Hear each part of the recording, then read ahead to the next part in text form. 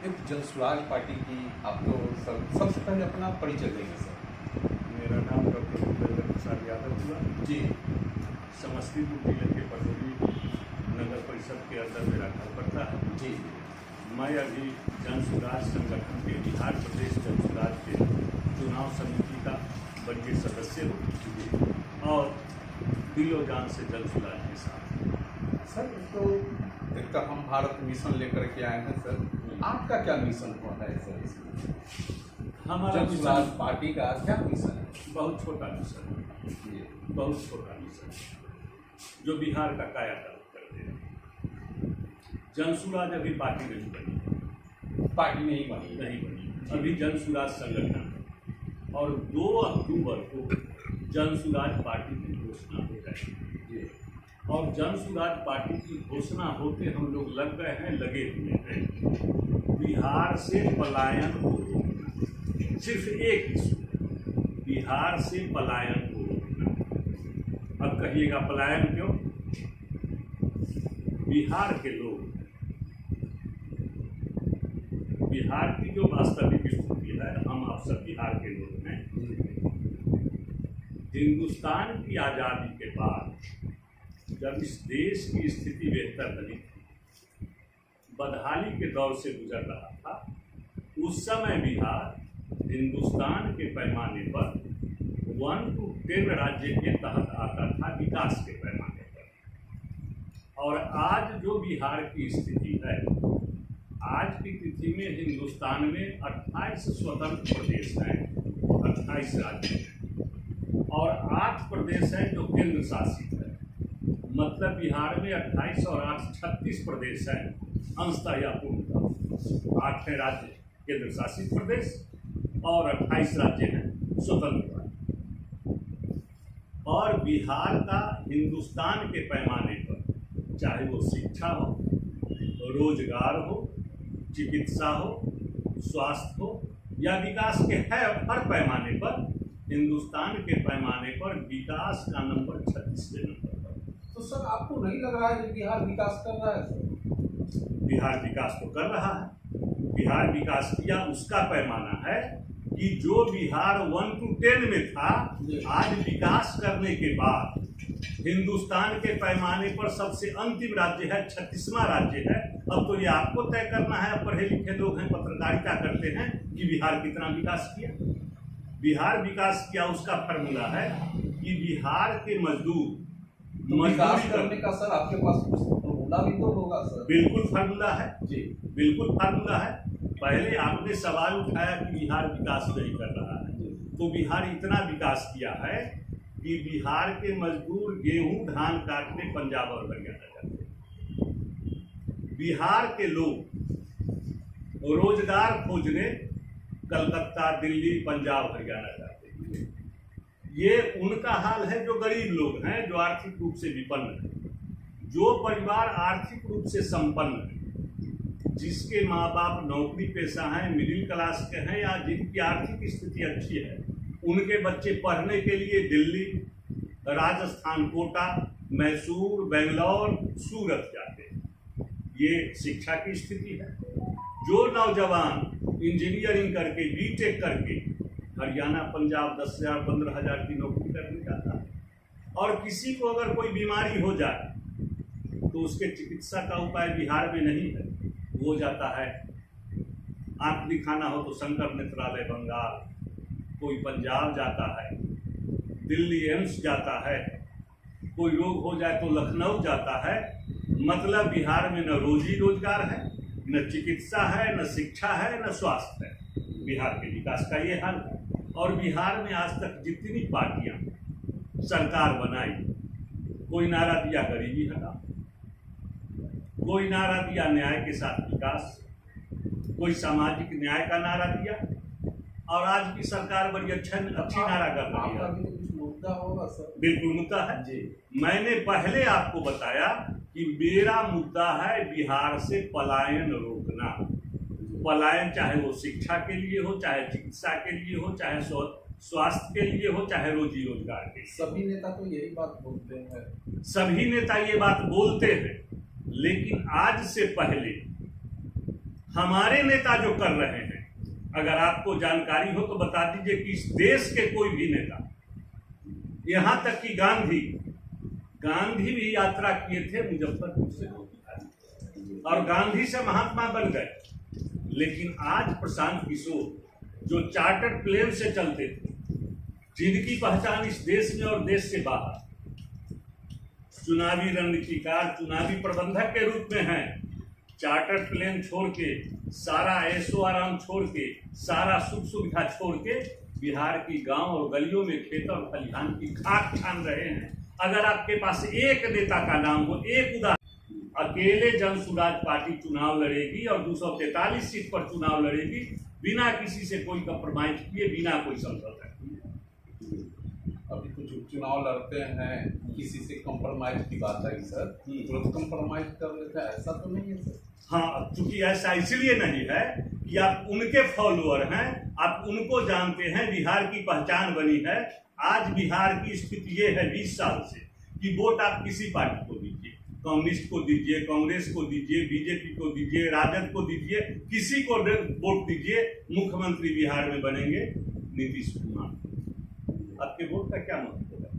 243 विधानसभा seat में आज जिसके पास 42 सीट है, सब मान लिया जाए जो आप मुख्यमंत्री बन गए, ठीक है, तो बिहार के विकास के लिए आप क्या करेंगे? बिहार क्या सोचे? हाँ, बिहार के विकास हमारे पास रोड मैप है और प्रशांत जी बिहार के प्रत्येक प्रखंड में, और प्रखंड नहीं प्रत्येक पंचायत में जा रहे हैं और वहां के समस्या का अवलोकन कर रहे हैं और एक रोड मैप तैयार हो रहा है कि यहाँ की क्या समस्या है और उसके समाधान का क्या रास्ता है।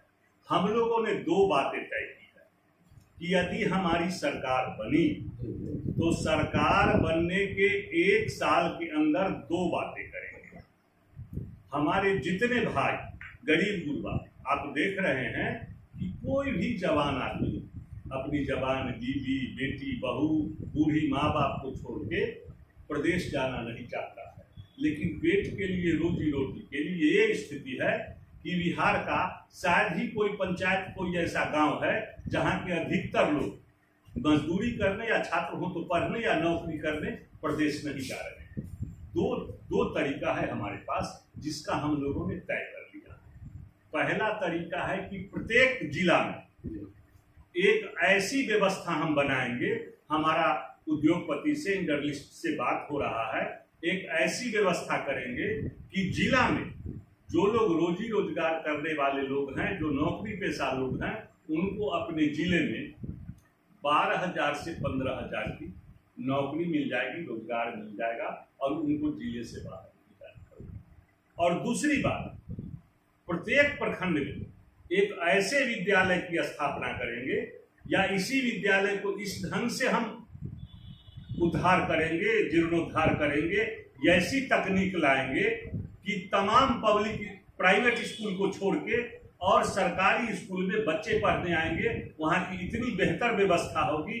और ये सब व्यवस्था, आखिर व्यवस्था में त्रुटि कहाँ है?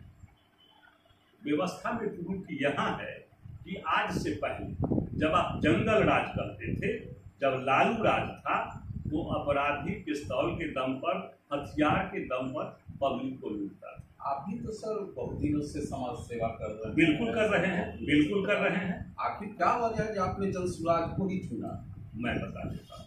और दूसरी बात है कि आज नीतीश कुमार के राज में अधिकारी कलम से लोगों को लूट रहे हैं और मैं जन सुराज को इसलिए लूटा, इसलिए चुना कि आज मैं पहले बैंक में पदाधिकारी था, जैसा कि आप लोग जानते हैं, सरकारी जॉब में थे।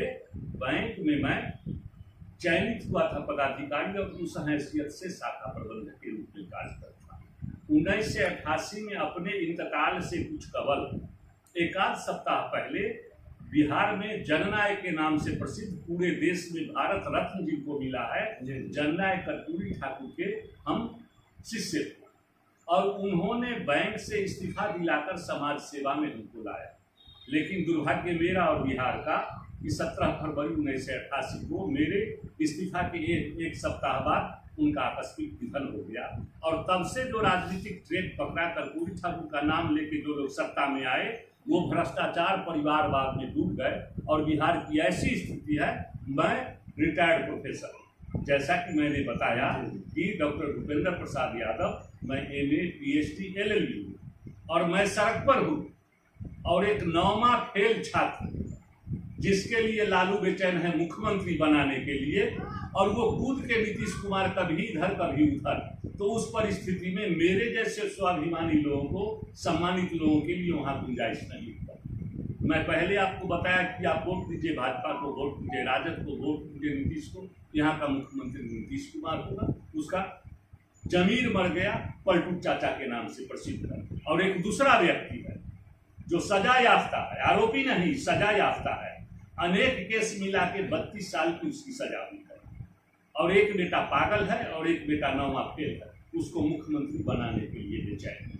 हम लोगों को ये कहते हैं कि लालू जी से शिक्षा लो, वो 9वां फेल बेटा को मुख्यमंत्री बनाने के लिए बेचैन है, और आपका बेटा मैट्रिक पास है, IA पास है, BA पास है, MA पास है। तो सब चुनाव जनता चुन करके ही भेजे नहीं, जनता चुन के नहीं भेजा, जनता को इस ढंग से बरगला दिया गया है, ऐसा सामाजिक समरसता समाप्त कर दिया गया है, ऐसा जहर फैला दिया गया है। और खास के उनका नाम है, उनका मतलब है जनता नहीं माई समीकरण। मुसलमानों को ऐसा घुट्टी पिला दिया गया है, समाज में ऐसा उन्माद फैला दिया गया है, भावना भड़का दिया गया है, समाज में जलन और द्वेष पैदा कर दिया गया है, जिस आधार पर वो चुनाव जीत के जाते हैं कुछ खास वर्ग को प्रभावित करके, और जनता चुनती है। तो लालू यादव को ये नारा देने की क्या आवश्यकता पड़ गई थी कि भूरा बाल साफ करो? वो जब सबकी बात करते हैं तो उन्हीं का नारा था भूरा बाल साफ करो। और लालू यादव मंच से कहते थे कि विकास का वोट से कोई मतलब नहीं है, वोट समीकरण से बनता है। तो वो विकास से उनको मतलब नहीं है, वो समीकरण बना के चुनाव जीत के जाने वाले लोग हैं और बिहार को लूटने वाले लोग हैं। 32 साल की सजा है और अब भी वो चोरी और भ्रष्टाचार छोड़ने के लिए तैयार नहीं है, रोज वही काम करता है।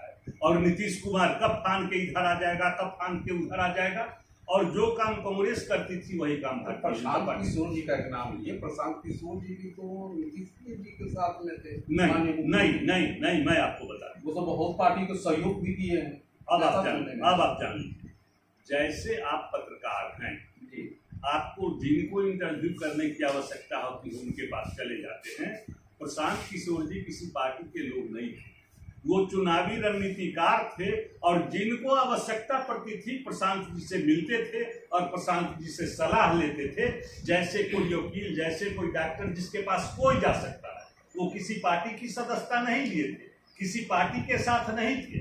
सबसे पहले मोदी जी उनको लाए, वो UNA में काम करते थे, मोदी जी लाए, और मोदी जी जब तीसरे बार मुख्यमंत्री बने तो प्रशांत जी उनका सहयोग, और प्रशांत जी का सहयोग, उनका राजनीतिक सूझबूझ से मोदी जी प्रभावित हुए।